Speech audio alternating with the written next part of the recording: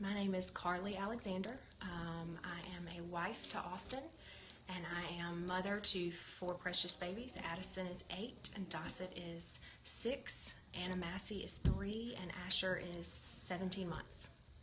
Okay, and can you tell us the story and why you're here? Yes, I'm here for Dossett. He was our second child. He was born at 36 weeks. He was a full month premature. He was a blue baby.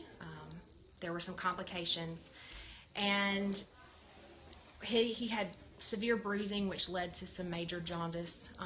Before we left the hospital, they gave him the Hep B vaccine, and within 36 hours, we were readmitted for bilirubin levels that were 25, which we were told was extremely dangerous for his brain activity. That it was, if it got 1 point higher, it would damage his brain.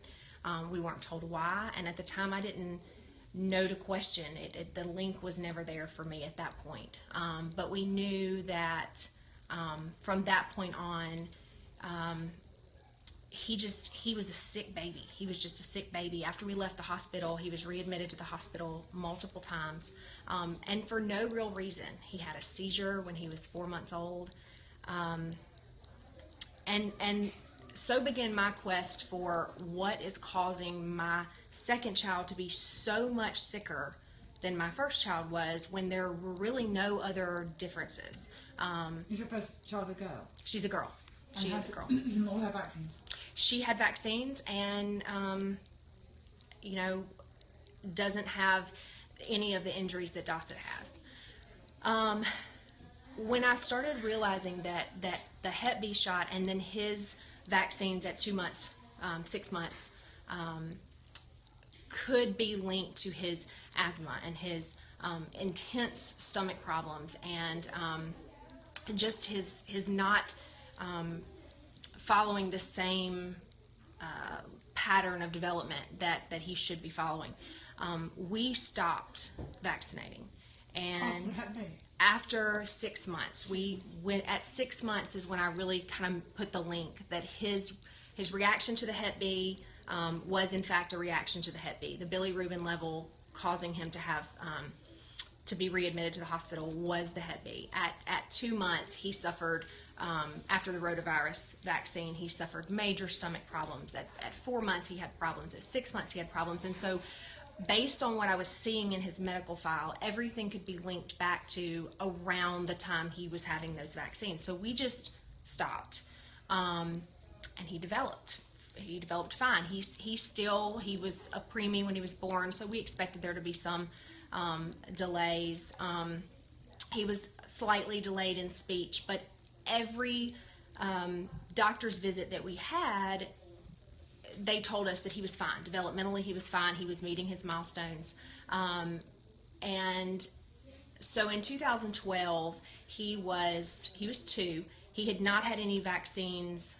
He had not had his MMR. And they pushed DTaP, another set, DTaP, varicella, MMR, that last set, and I said, I'm not comfortable, I'm just not comfortable, and he said, well, what if we leave out the MMR? What if we give him the DTaP, the Hib, the polio, and the varicella?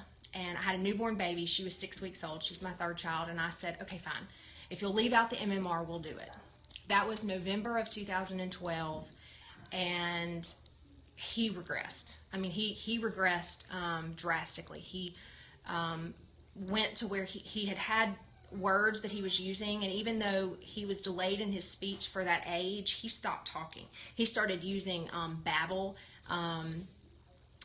He went from having 2 words that he would put together to a total of like 4 words, and one of those was what they called a proto word, where he would just make a noise in response to anything you said.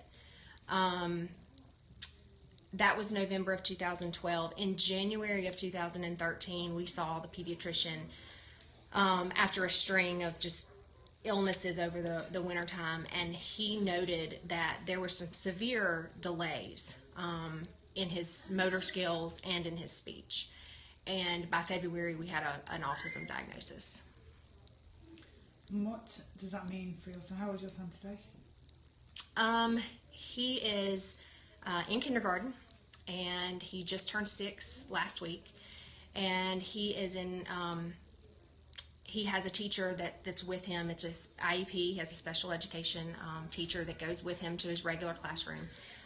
He has to hold his teacher's hand walking down the hall because he constantly flaps and touches. And yes, he's in a mainstream classroom, but he is not doing what he would have been doing had we not been bullied into getting those vaccines. I feel confident. Does he speak? He does speak. He is still severely speech delayed, and the only reason he speaks is because we never stopped working with him after that point. We were told that he would be very likely in a self-contained special education classroom for the duration of his school experience. How has this affected your other children and your husband, the whole family situation? It's been heartbreaking. You have, and I'm getting this from Sheila because it was a punch to the heart when I watched the documentary when she said, you have these dreams for your kids, and it was at that moment that I realized that's it. I love my son. And he is one of the 4 best things that's ever happened to me. But the struggles are real, and the challenges are real. And, my 8-year-old neurotypical daughter who's in 3rd grade, unfortunately, oftentimes her schooling takes a back seat because she does meet all of her milestones, and she doesn't need as much help as Dossett does. But how unfair is it that she doesn't get as much of me as he does because of the challenges that are present in his daily life? I've got a 17-month-old, and my 17-month-old has only had 3 vaccines. I have a 3-year-old who we delayed over her entire 3 years. She's still not fully vaccinated. Are you still vaccinating? Not my 17-month-old, no. We have You're stopped. Done now. We're done. Mm-hmm. We're done. I'm really glad to hear that. Yes, we're done. We're done. But my 2 younger children will not be able to attend school. Where we are, there is not a doctor who will write an exemption unless that specific child has been injured. You cannot get an exemption unless your child has been injured. I went to doctor after doctor pleading my case for Dossett. He needs the socialization. He needs to be around children. And because he was not fully vaccinated and still is not fully vaccinated, it took us years to get a medical exemption for him. And even then, it was 3 letters that were denied, and then we finally got one that was good for 1 year. And as of right now, we have a temporary exemption. He's very clearly, I have papers and papers to show that he is very clearly vaccine injured, and the state of Mississippi just buries their head in the sand. They don't want to let him go to school without continuing his vaccinations. And I know that no vaccine is worth, and no school is worth anything. Oh, no. My husband and I are fully prepared to homeschool him.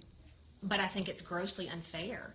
And I don't think that my other 2 children should have to be injured in order to receive a vaccine. I mean, they share the same DNA as my son, who was vaccine injured. What is the paper that you've got there? These are the medical records. It is his autism diagnosis in February. It is his last... So just this February he got a diagnosis? He got his diagnosis in February of 2013. And how do they describe a diagnosis these days? What's the wording? He said, this was his doctor at Wills Way, which is a pediatric behavioral psychologist. And she said... I hated those days. Those days are awful. Right, they are. From one to the other. They so are. It says that based on the results of this assessment, it appears Dossett demonstrates significant delays in adaptive functioning, including communication, self-help, and motor skills. Based on the results of this assessment, a diagnosis of autistic disorder is given. The examiner feels there are some indications of autism spectrum disorder. More information is needed for a formal diagnosis. Because our insurance accepted that diagnosis, we did not pursue any further diagnoses. Right, I mean, it's vaccine injury, so call it what you like. Call it whatever you want to call it. My child is not the same as he was before you injected him. Right.